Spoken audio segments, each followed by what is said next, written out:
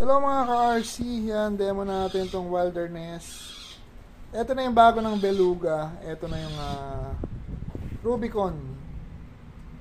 Tapos ang kaiba niya, meron siyang differential lock. Nag-lock na siya sa remote. So may na-add na dalawang channel. RTR na siya, ayan o. Ready to run. It's 4-wheel drive. 80 km per hour yung speed niya. Dual speed to, may high, may low. Tapos waterproof pala siya, 2.4 GHz saka 1/10 scale. Tapos dito full function LED light kit, may LED na siya. Ayan, color breathing light. Yung ilaw niya sa ibabaw, itong LED bar niya, nag-iiba ng kulay yan. Pwedeng white, saka pwedeng ganyan. Ito yung with ESC na siya. Metal gear, digital servo. Metal gear na pala. Tapos yung shock niya, oil filled na. Tapos ito yung transmission niya. Kaya siya may high, may low. Tapos ito yung receiver. Tapos sa remote niya, meron siyang dalawang channel na add.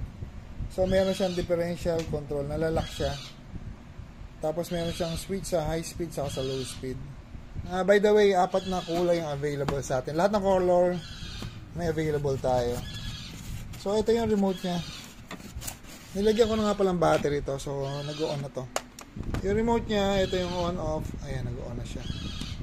Tapos itong switch na to sa ilaw, sa setup ng ilaw. Tapos may trimmer.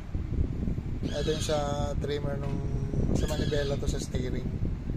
Tapos dito naman pwedeng reverse. So ibig sabihin ng reverse, pagka normal mode, ito siya, pag kanan, liliko sa kanan, pag kaliwa, liliko sa kaliwa.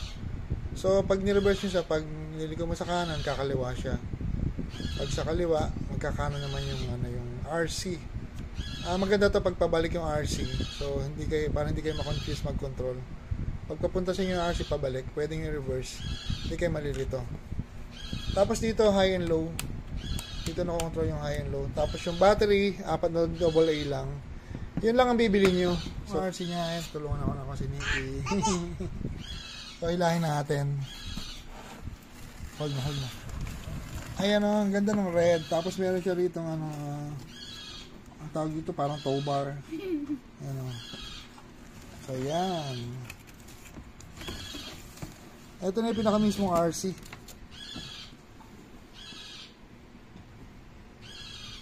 Tapos, may kasama siyang manual, charger, saka mga tools. So, yan. So, ito yung laki niya. 10 scale yan. 1/10 scale. Yung side mirror, foldable. Ayan o. Ganda o. Tapos siya, meron siyang roof rack. So, kumbaga, naka-setup na siya. Tapos sa gilid, meron siyang galon, dalawa. Zoom natin. Ayan o. Pwede mo siyang tanggalin pag maglalagay ka ng gas. Ayan. Ayan, mga design na siya. So ayan, nakikabit ko na yung 2 galon for gasoline. Tapos meron siyang pala. Ito metal talaga to, mga LEDs.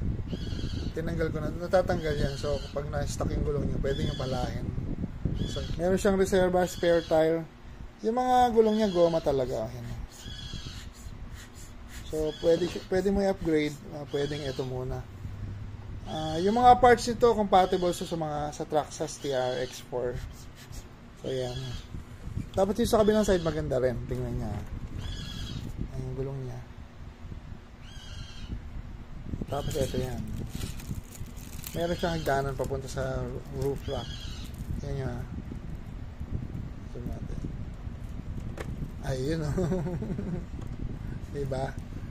Kumbaga, hindi na maglalagay ng mga pampaganda. Kaya ito na, nalalak siya. So, pag may akit dito, saan nga ba? Ayan, mababa na. Ang galing, diba? Tapos dito, ito yung harap niya.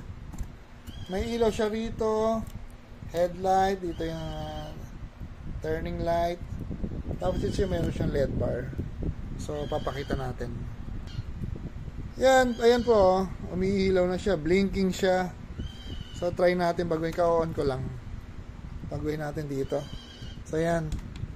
Ayan, pinindot ko yung remote. Liwanag yung ilaw niya, oh. Hindi nyo na kailangan maglagay ng ilaw. Ayan, oh. Pwede palang parang hazard. Pwede rin red lang, oh. Ang bangis, oh. Tapos liko natin. Ayan, pag lumiko, may signal light.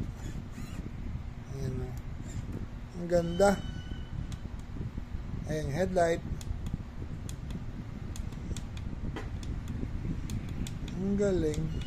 Tetest naman natin, second video test natin.